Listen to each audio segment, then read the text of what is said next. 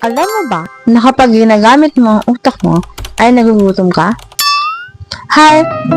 I'm Camille and this is episode 2 of Alam Mo Ba series where I will share you things na first time kong malaman at mga nalaman ko na gusto kong ibahagi sa inyong lahat.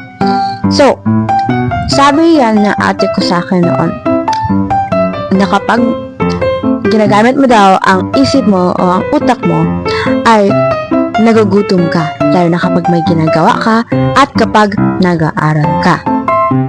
So, kapag may mga oras na hindi ka agad nagugutom, sabihin, hindi mo ba laging ginagamit ang brain mo or resting time mo, minsan naman baka may mga oras na tamad ka.